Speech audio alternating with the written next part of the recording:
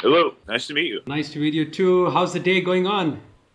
So far so good. Just getting started. First of all, you guys recently released the new DVD, Dark Roots of Thrash. So I want to know what made you guys decide to do a DVD?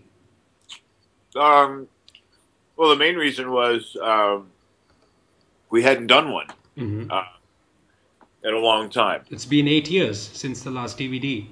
Yeah, that's correct. Right. So 8 years ago, um, yeah, we did one just to document the what was called the Testament reunion, Right, and at that point there was really no certainty about what was going to happen with the band. right. Um, I had a full time career as a musician, doing various types of music, Right, and I was happy to be back playing with these guys again. right. But we at that time it seemed more like a part time thing. Uh-huh. So You know, you're, we you're, do. you're not sure that you guys are going to go ahead or not? Yeah, I mean, I think when we did live in London, we were just taking things one step at a time. Mm-hmm. We had started with one show, Mm-hmm. which was a festival in Europe. Then we a few more offers kept coming in for Coming in, show. right. So it seemed like okay, let's do this. This may not happen again. Mm-hmm. Um, but then it looked like it would become something where we play a few weekends Right.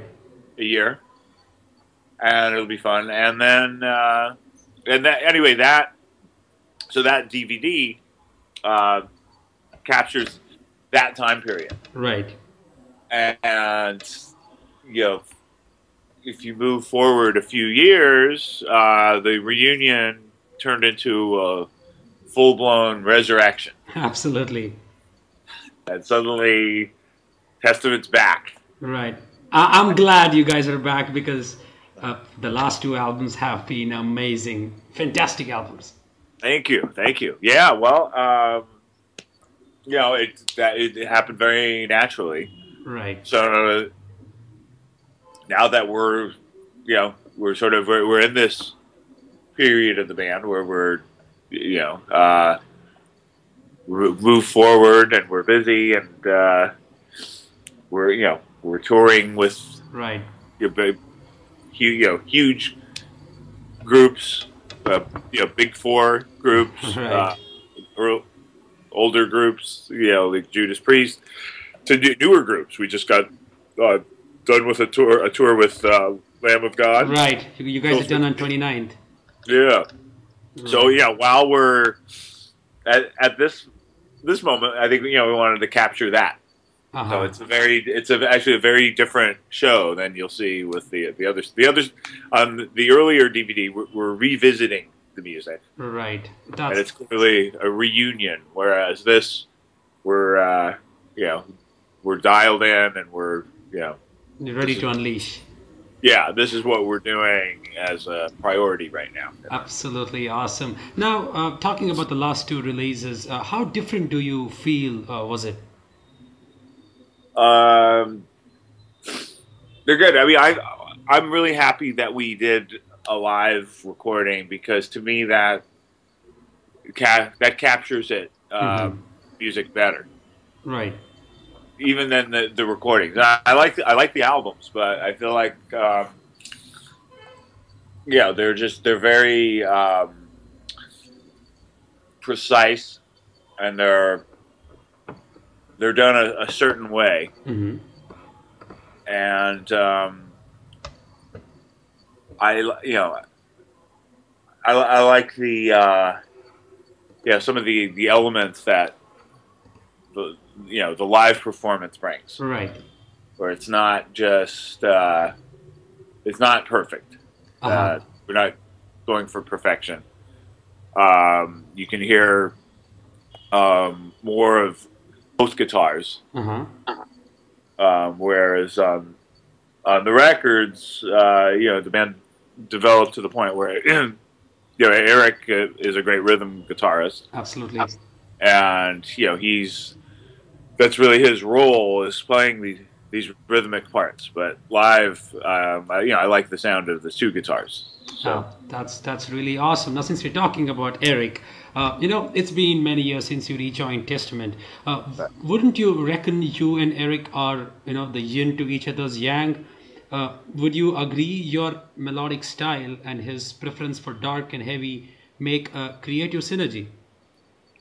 I think so. I Hmm. think so. I mean, I think it's very different. They've done some albums with other guitarists Right. besides me, but it's very different. I think there's and most people seem to think it's very noticeable. Um, and I think if he were to not be on an album, it would be very different as well. Right. I know if I wrote a whole Testament record, it would probably be a lot more progressive. A lot more melodic as well. Well, probably too much. Right. I think it would sound like that. I mean, I think uh, some fans might like it. It's awesome the way you guys mix it. I mean, you have your own set of influences, and Eric has his own. So you guys fusing together, the end product is really amazing. Yeah, I think that's what's happened. I think we recognize that more now too. That's And wonderful. you know, I think it's good that we have outlets Right. outside the band too. That's true. Like initially, first few years there was there's added pressure because that you're not only um, creating as a band, but as an individual musician. Right. That's the only thing you're identified by. Absolutely true. It's a much better place for me now because I'm not dependent on the band for my Absolutely right. the whole world outside with other musicians, other genres of music. I work with a lot of non-metal players. That's true. That's true. And with Eric, he's outside the band. He has influences as well. It's pure metal, but it's also a very different genre of metal, Absolutely. the European black metal. Yes, style. Dragon Lord. Yeah. That's awesome. Now I want to know. You got to tell us about the first acoustic album with Planetary Coalition. Oh, absolutely. It looks like it intends to bridge the gap between different cultures, probably Yes. explore the threads that connect musical expression with the regional identity. Correct. Um, yeah, well, I want this to be, not only something where I get to play different and on acoustic, but also something where, I'm able to bring in these cultural elements. Right. With I think there's a lot of great music out there, great musicians that could appeal to Western fans, Right. not just fans. I mean, there's also fans of heavy music all over the world. Absolutely. But I feel like in countries outside of the United States, there's more of a connection to traditional music. Right. Like, Absolutely right. even metal bands that I've met in different countries, whether it's South America or India or the Middle East or parts of Europe, they seem they grew up with traditional music. They know about it, whereas in the U.S., most grew up on rock music. Right. It's hard for many to see beyond that. So yeah, what I really want to do is look at the traditional music and just show that it has a lot of the same intensity and a lot of the same energy, and share that, and also in the process, once we're doing this recording Mm-hmm. that people are invited to participate in. You can go to my blog or my website, and even if you just buy an advanced download, Mm-hmm. it helps support the project. And eventually, we want to put together videos for each region. So is it more like a studio blogs or something? Well, the recording process is going to have that. So if you participate in the process, Mm-hmm. if you help support the album, you get access to these studio blogs as they're happening. Eventually, we'll probably release those as a documentary. Right. But also, we just want to help tell the story from each region. So, for example, there's some guys from Argentina, a remote village, and they're Testament fans, but they also play indigenous folk instruments. Wow. And we're going to do a track together. And they have a very powerful story about their village being taken over by the government, and it's a farming village. And just how that affects the community. So we want to help tell that story. Right. And It's basically more like increasing awareness. Increasing awareness, exactly. Wonderful, wonderful. Now, even your last album by Alex Skolnick, Trio Veritas, received great reviews from all around the world. Yes. Was it the album you originally aimed for while having the sound in mind for this genre? Well, the Alex Skolnick Trio had started out really as my traditional jazz group. Right. Your love for jazz. Yeah, because I spent a lot of time just exclusively devoted to jazz music. True. And during that period, I was listening to a lot of traditional jazz guitar trios. Mm-hmm. So, for example, early guitar trios such as guys like Tal Farlow, Jim Hall, but also more modern ones like John Abercrombie and Pat Metheny. Right. And that that's a common unit in jazz, is either the guitar trio and the piano trio. So that's how it started, and it was really just me exploring traditional jazz, not sure where it would go. And then when we did Veritas, we'd already done, that was our fourth album, so it was time to expand the sound a little bit, and I incorporated loops and a few different guitar sounds. That's interesting. You keep experimenting with different sounds and different guitars. Yes, yeah. That track has it has slide guitar on the song Western Zap and Stomp, which I had never done. My first all acoustic track, which was called Alone in Brooklyn. Right. And that part, that happened very naturally. And then after this, the Planetary Coalition project was started, I started thinking about next trio album for later in the year. Wow, that's amazing. I was actually about to ask you, when is a new album coming up? Yeah, I think it'll be later in the year. Oh, that's great.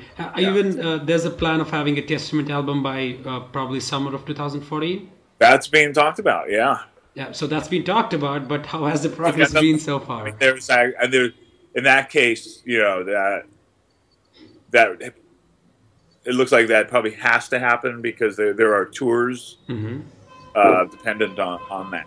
So I think that's something we'll start writing um, next year. You guys are taking a break right now because of so many festivals you guys have played and tours and Oh, stuff. absolutely. We had a very busy year. So we're taking a break, and I'm working on my acoustic music, Uh-huh. and Eric's working on Dragon Lord, Dragon Lord, yes. and we will reconvene Hmm.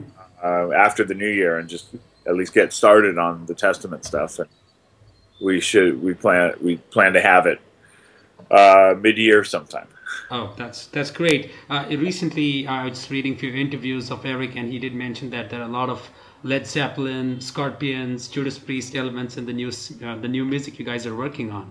Uh, yeah, I think there isn't pressure anymore to just listen to Slayer and Venom and Motorhead.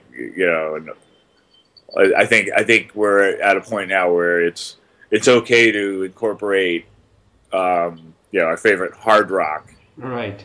and not just our favorite fast dark metal. Absolutely. You guys know to mix things up perfectly. I got to tell you that. Oh, thank you. It just happens naturally, and it's Naturally. also it's a process of deciding. Absolutely.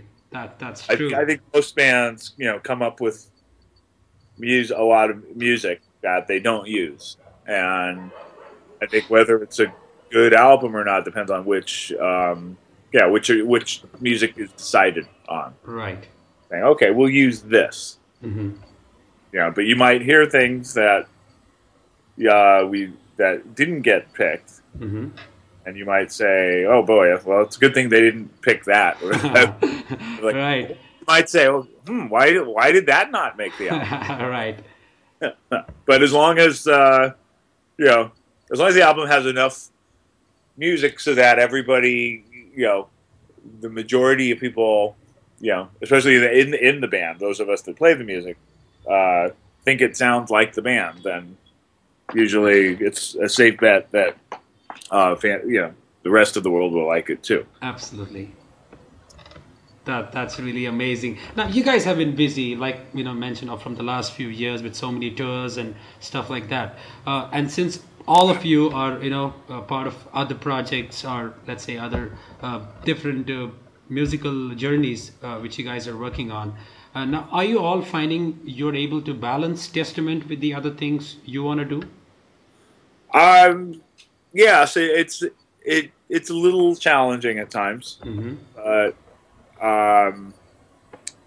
sometimes a big tour will pop up, Right. like the one that we just did. I I was planning on mostly doing my acoustic album, for Hmm. example, this last few months. Now I have a little more pressure to do it because it's due within the next few months Right. now. But we got this great tour with Lamb of God. Of course, we're not going to we can't say no to that. True. But all of a sudden, there's 5 weeks, and it's a big chunk of time. And then actually, we were supposed to do more touring. Hmm. Starting in I forget when it was. I think there was another like 5 week tour Uh-huh. that we were supposed to do early next year that we just had no. we, we're not going to do it. We have to write a new album. That's awesome. There needs to be a balance between tours and getting to the studio and how you guys have your own personal lives as well. So balance has to be there. Yeah, that's the thing. I mean, you could it can easily take. We could stay on the road constantly. Those days in '80s, you guys were, obvious you guys were not bothered about anybody. You love to be on road 24/7. Yeah. I mean, at that, yeah, everybody was a lot younger then too. Right. But I think, yeah, I think if you're gonna do this, um, it's one thing to, to be in your early 20s Right. and on the road, and then I think, when a couple decades goes by, then it has to be done carefully. It has to be done selectively, Right. because, you don't want to overdo it, and people have lives, and it needs to be a balance. But I think the last 2 years, there's always questions that come up. How much do we want to tour? Right. And I think we're at a point where there's general agreement. We don't want to tour constantly. Right. Do value our lives, and in some cases our music outside of it. But True. I think we're finding that balance. Hopefully, we'll continue to find the balance. Wonderful. That's really awesome. Now, looking back on Testament's 26-year career, is there anything, you look back on and think, I wish we could have done that differently? Oh, absolutely. Lots of stuff. I wrote, I've written about some of that in a book I've put out, called Geek to Guitar Hero, which is available on my website. And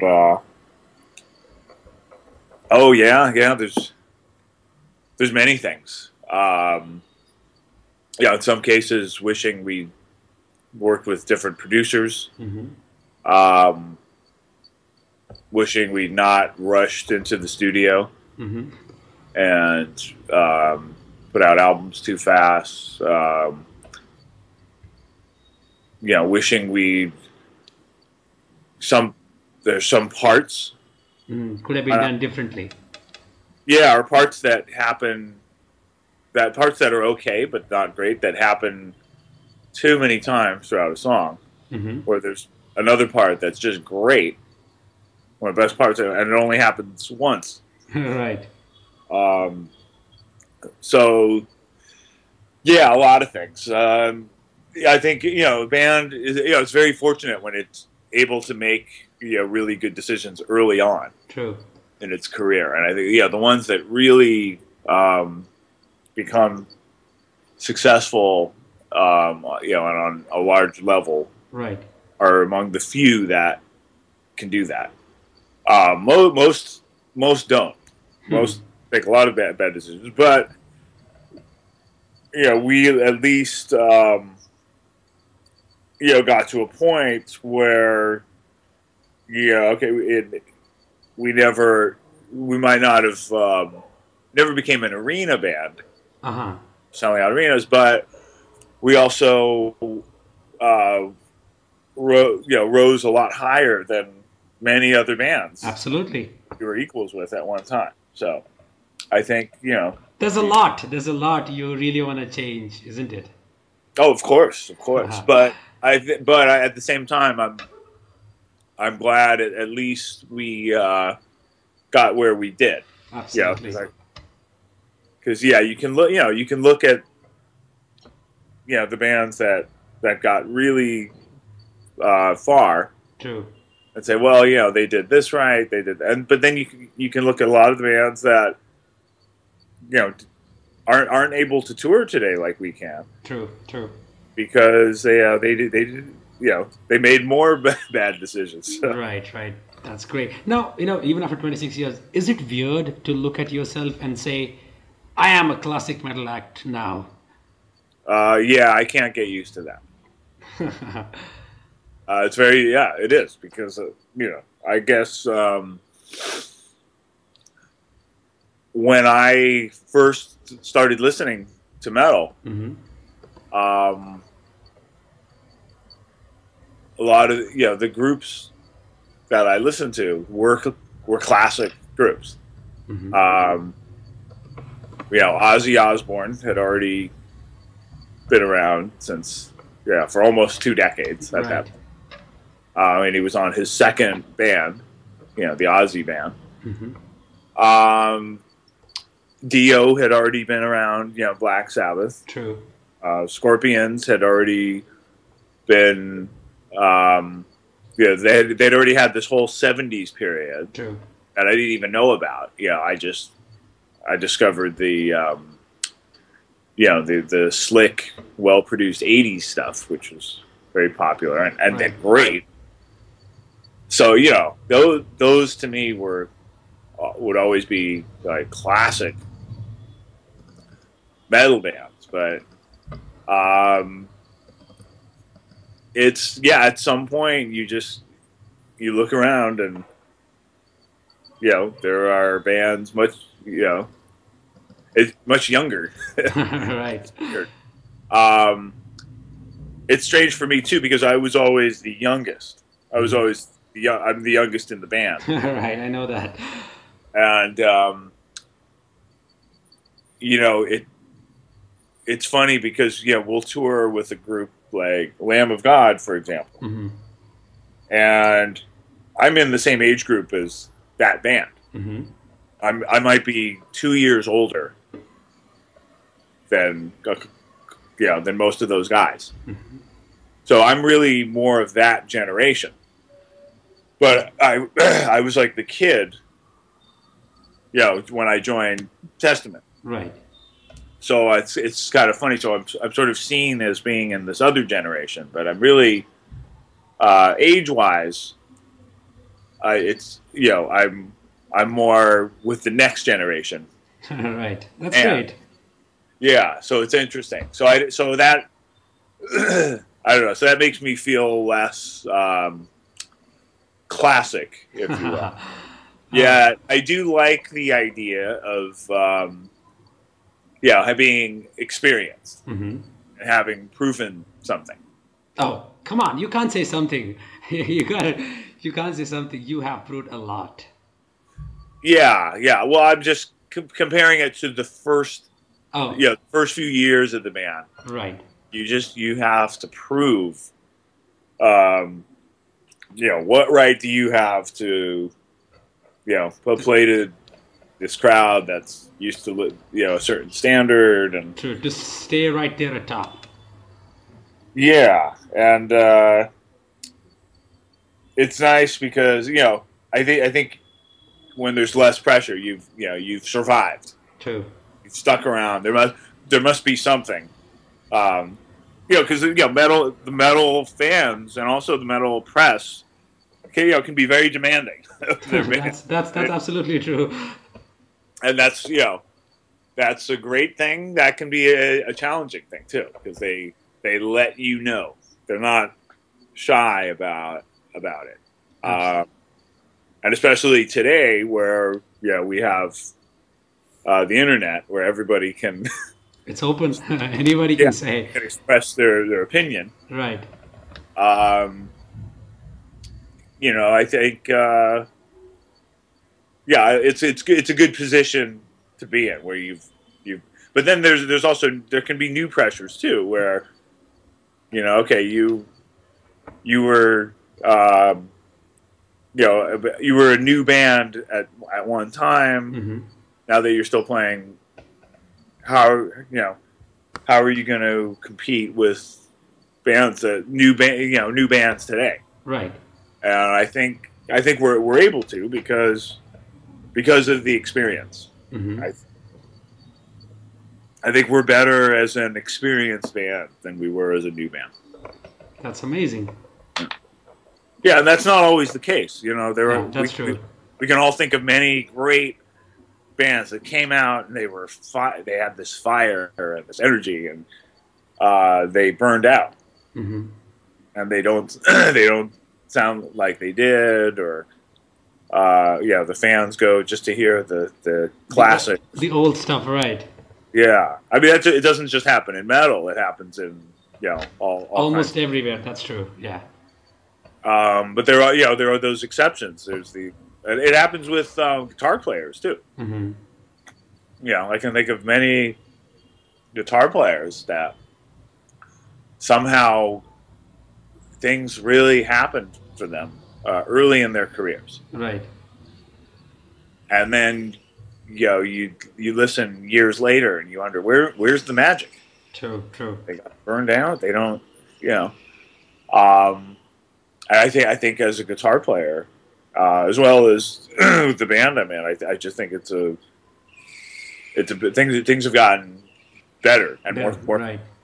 And I can think of other groups and other musicians that keep getting better. Those are the ones I look to. I'm not if I'm gonna sound like a shadow of what I used to sound like, I'm not interested. Right. There's plenty of other things I can do with my life. Absolutely right. I really I'm appreciate going to be that. here. If I am going to do it, I want to keep getting better. That's life for us, Yeah. to get better every day. Yeah, well, and also some of my favorite jazz artists. That's the case. Absolutely right. Now, One of my favorites is Pat Metheny. He gets better every year. That's wonderful. I mean, it goes on and on. Yeah. And you want to know what's he going to do now because it's interesting. And those are and Jeff Beck too. Right. These are the guys that I look to. Wonderful. Recently, I was actually having a chat with Michael Wilton of Queensryche, and he did mention the point, like say 2-3 years earlier, they used to go on tour, and crowd used to come only to listen to the classic Queensryche songs. Mm-hmm. And now with the new album out, they are loving the vibe when the crowd asks them to play the new songs.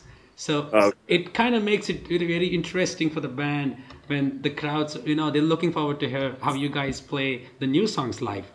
Yeah. Oh yeah. That's a great thing. I'm happy for those guys that's happened. That's how it's been with us. In fact, with our set for the last for most of this album cycle, it just works better with new songs in the beginning. But people know the songs, and it doesn't feel like a sacrifice. Right. And that's a great thing. Yeah, they're singing along, they know it. And then when the songs they recognize from a long time ago, when those songs come, then it's this whole other level of excitement. Like, I honestly think we could do a set of just all the current music and make it work. That's a really good idea, because sometimes even I feel that a band should try to let's play a set which has all the songs from the album. I know it gets difficult sometimes, but it's again an interesting experiment. Oh yeah, well, when I saw a great example, Rush. Yeah, they did their entire album, Clockwork Angels. And it was great. It was great, and I wasn't familiar with the album at that point. But it was still great. It was great music. Right. So it didn't matter. And I think that that can be difficult for bands. Right. But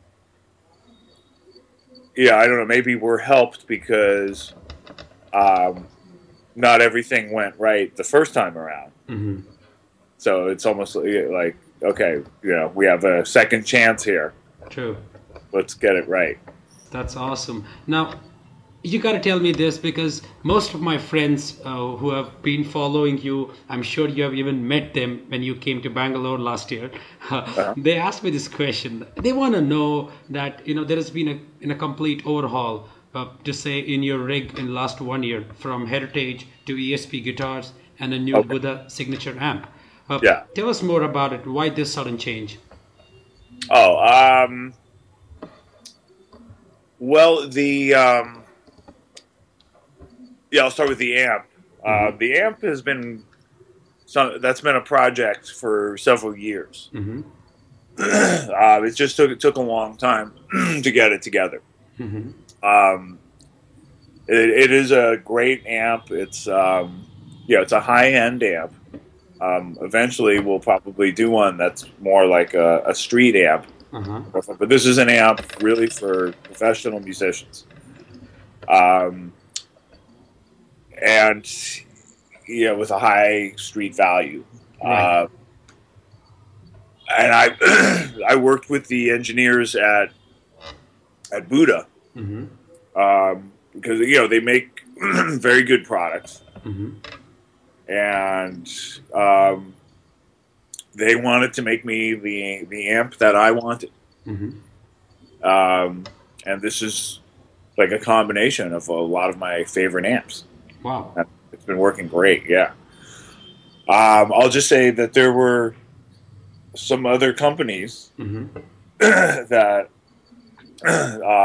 I that had talked to me, but were not as open about um, what about that. They Right. basically tried to tell me this. Here, we have an amp for you to play, and it wasn't the right amp for me. Right. And I think the same thing happens with equipment companies. Right. That can happen with some bands. They sort of fall back on the name. They fall back on the past. Yes, and the sound is a concern in the end. Yeah, yeah. Or maybe it's just one sound, but it doesn't. It doesn't work for everybody. Maybe they Right. have their big artist Mm-hmm. or their big few artists, and they do amps for them, and they think that should determine the amps for everybody else. Whereas, I'm a very, I may not have uh, been on albums that sold millions of records, Mm-hmm. but if you, in the guitar community, I have, an identity and I have a sound, Absolutely. and I have to work with equipment companies that recognize that. True. And most of them do. The ones I have problems with are the real big ones. So getting to guitars, I did speak. Basically, the first wave of Testament, I played Ibanez, Mm-hmm. and when I stepped away and mostly focused on jazz and blues. I came back. I had rediscovered the Les Paul guitar, Wow. and Heritage guitars is where the original Gibson Les Pauls were made Right. before they stopped being mass produced. And I did have a conversation with Gibson at one point, Mm-hmm. but I felt like with them, you really need to have sold millions of albums. You know what I mean? Like if you're not Jimmy Page or Slash Right. I got it. or Joe Walsh, or Taylor Swift, they don't. Then it's tough. It's like big brands look for big people. Exactly. So I think I could have worked with them, but it would have been I would have been a very small name, Mm-hmm. part of a huge brand. Whereas with Heritage, they've worked with some great names, Mm-hmm. but guys like Gary Moore, Roy Clark, the country player, Johnny Smith, the jazz player. So they have great guitars, and I've played them for about 5 years. Wow. Problem is, they're a very small company, Uh huh. and they can only build a few guitars a year. Oh, all right. Yeah, that's a concern. It's a concern, and as Testament's gotten busier, Mm-hmm. um, I've needed more guitars Right. because there have to be guitars on the West Coast for rehearsals. True. We leave a couple in Europe, Mm-hmm. overseas, um, and then we travel with guitars, and Guitars. it's Right. very hard to travel these days. It's getting harder. The airlines are making it more difficult to travel. Absolutely right. Carrying equipment has become a pain. Yeah, and there's a million stories now of guitars Getting getting stolen. stolen or destroyed. Luckily that hasn't happened to me, but if that happens to one of my heritages, that would be awful. Um, and they just, it's really like a secret or like a cult in a Right. way. Like they have a cult following, and it's word of mouth, and True. very few stores have it. So at this point, I just I needed to work with a bigger guitar company, Mm-hmm. but one where I would have the respect of the big names, which I didn't feel like I was going to get that from Gibson. Mm-hmm.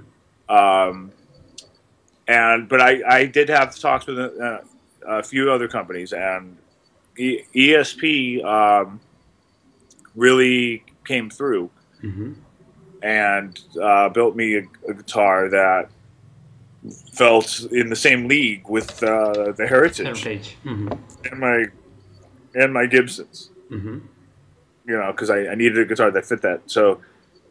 Um, so this is it's a new guitar, and it's got some of the qualities of the Gibson, some of the qualities of the ESP Eclipse, Mm-hmm. and some of the qualities of classic Les Pauls. Wow, that's And great. it's a signature model, and it's going to be in stores. You'll be able to get it. It won't be impossible to find, like they That's are. wonderful. They're able to make them, even though the ones I play are hand built. Mm-hmm. They're able to make them faster. Production is quite fast. They have good production. Yeah, Mhm. it's not instant, but it's very organized. Yeah, it You takes don't some have to time. wait Great. Yeah. years. Yeah, they're not backed up. Mm-hmm. So I'm gonna have all I need, and I'll know that if one breaks, Right. I'll be able to get another one. So you should meet your requirement. Exactly. So I'm very excited, and it launches next month. Oh, that's really amazing. I've been from the last so many years. I've been noticing probably one very unique thing about you is the way you express, your views. Since you're very open and independent, in stating your views both on your blog and in your music as well. But I can't help myself. That's true. And I get it. I know. I ruffle feathers sometimes, but I'd rather do that. And so to me, that's that goes along with the spirit of good music and heavy metal, especially. That's wonderful. Does this ever affect you in any negative way, like people not agreeing with what you say and stuff over the internet? Yeah, of course. Often. But Everywhere. I look at it. I try to have a balance. Mm-hmm. Like a good example of somebody who has no balance whatsoever is Ginger Baker, right? Right. Legendary drummer from Cream. Mm-hmm. And there's a great documentary about him that's out now, Uh-huh. and I highly recommend it. Right. But he's somebody that won't hold back at all. Yeah, and will say, you know, anything in your face. And they, he'll get asked, did you go see the Rolling Stones? And he said, why would I go see the Rolling Stones? They can't play. They're not musicians, except for Charlie Watts. Mm-hmm. Charlie Watts is the only one that's a musician. But they're not musicians. I'll go see a musician. So openly expresses everything. Yeah, exactly. And I'm not quite like that, Mm-hmm. but Balance. I also don't. Yeah, I'm not good. I didn't become a musician to not express myself. Mm-hmm. And I'll also, I will be selective about it as well. Like, I won't go on television with my band and say something embarrassing or inappropriate. Right. But, in the context of writing, especially, I can be very outspoken. Right. That's my favorite way of being outspoken. Favorite way of being what Alex Skolnick is all about. Yeah. Well, also, I was never a great speaker Mm-hmm. when I was young. I think I started playing guitar partially to express myself as a means of expression, and then I learned how to write. I became an avid reader and writer, and I realized writing is a great way to express yourself because it's a craft. True.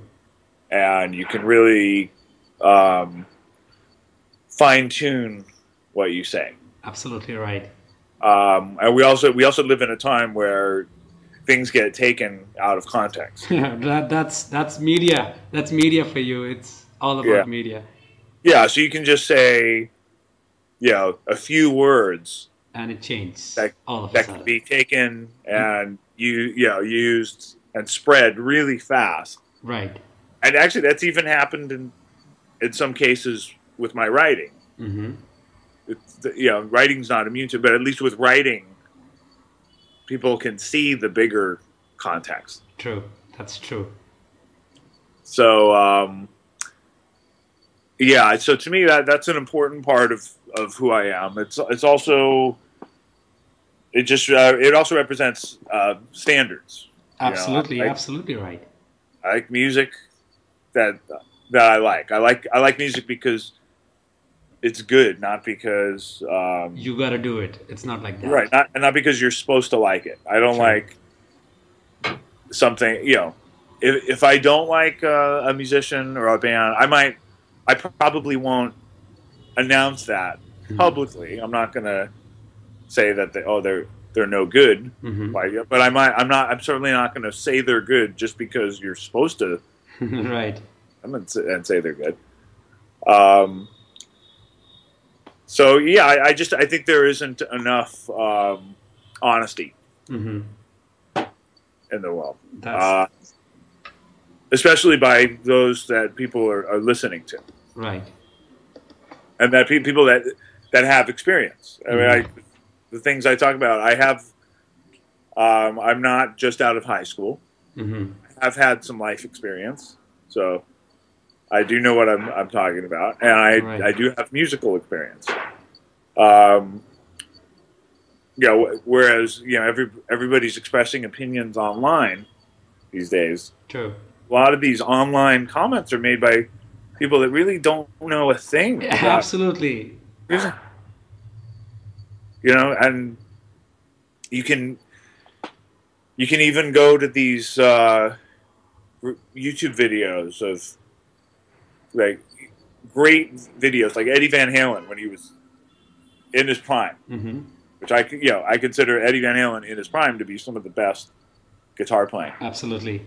and there's people under there saying, you know, he's not that good. It's all like, and it's crazy. Absolutely. They have no idea what Makes they're talking. no sense. Yes. So I think we're in a world where you know, if you have experience and you believe in quality, it's a good time to speak up. True. That's absolutely true. I had this question from probably from last 10 years. I wanted to ask at least one of the Testament member. Does it really matter to you guys that you're not part of Big Four, or they call it as Big Four? So does it really matter to a band who's been from that Bay Area 80s thrash scene? Does it really matter for them to be part of a Big Four or Big Five or whatever it is? It's never mattered to me personally. I think there may be times where it seems like, what about the rest of us? Hey, it's great that you've got this category, the Big Four, which is this identifiable catchphrase, right? But don't forget about the rest of us. We're here too. Right. But to me, as far as I don't always agree with the way the term is used, but as far as the term itself, I think it makes sense. I was aware of all those groups when I was in high school, and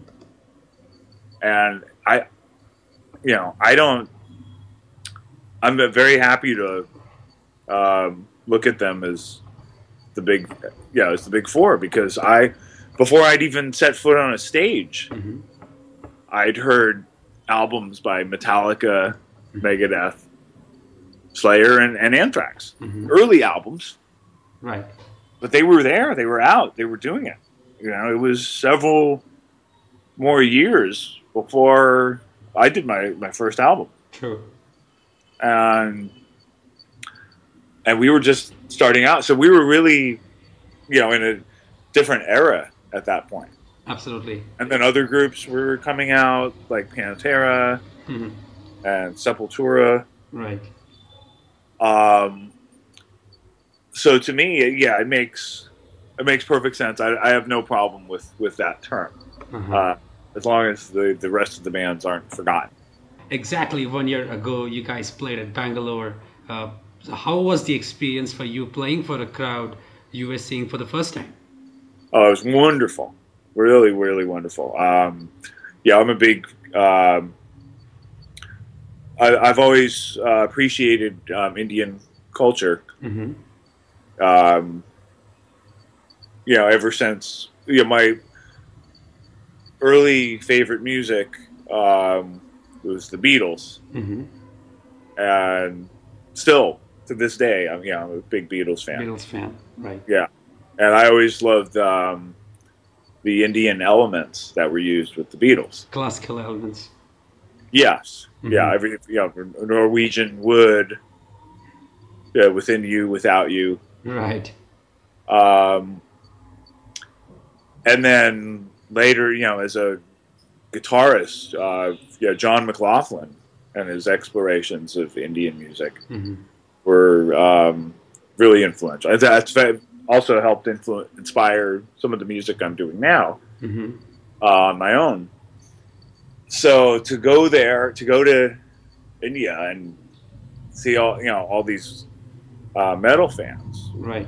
Just experience the culture was great, really, really great, and I really hope it becomes. I think it should become a part of the circuit. Like every year, the regular circuit is you go to Europe and you do festivals. Right. That's a routine every year. Right. You go to Japan once. True. In an album cycle. And US tour, of course. Yeah, you always tour the U.S. Right. You go to South America. South America, right. I think I think India should be included as well. Well, I hope that's really awesome to hear from you. that. Yeah. And if I'm not wrong, you took an auto rickshaw ride with few of my friends as well as Metal Wani writers. Oh yeah. So how was the experience? Oh, those are your friends. Yeah. Yes, yeah. Yeah, they were they were so great. Yeah, I had the best time. I did not understand the rest of my band and crew. Mm-hmm.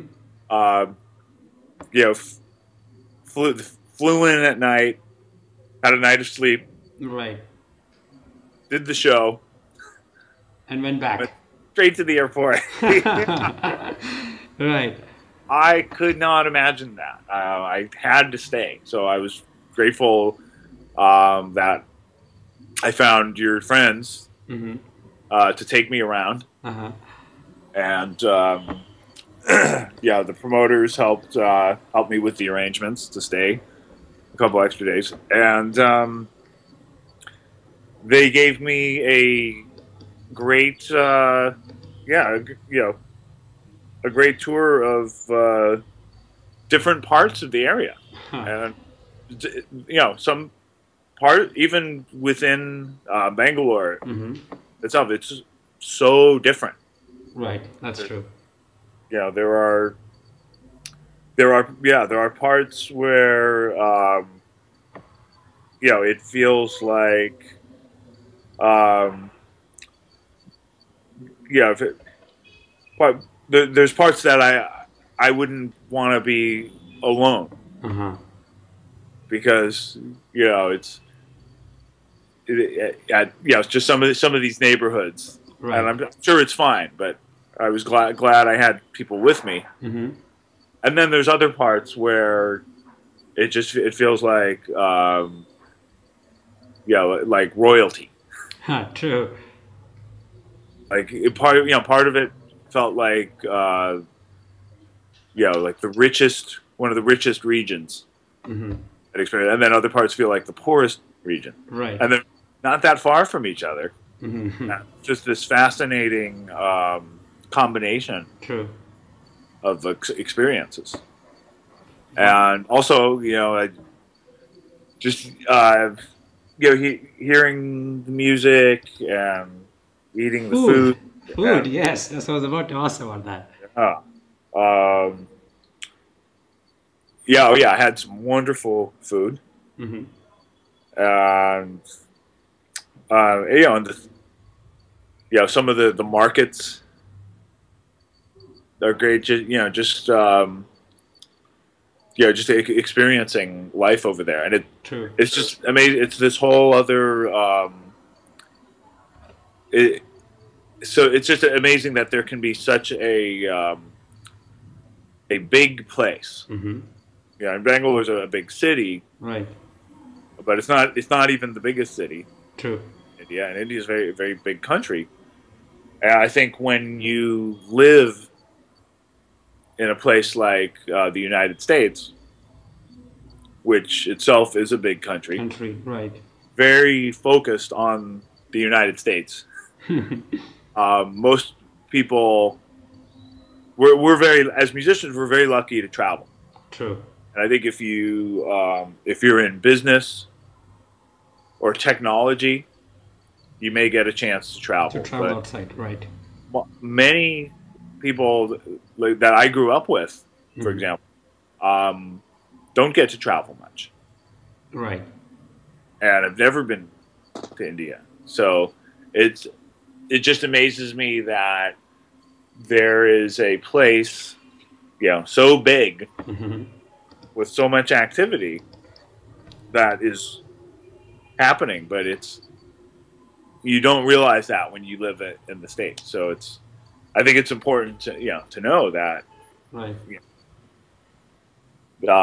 there's a whole other world going on over there. Absolutely right.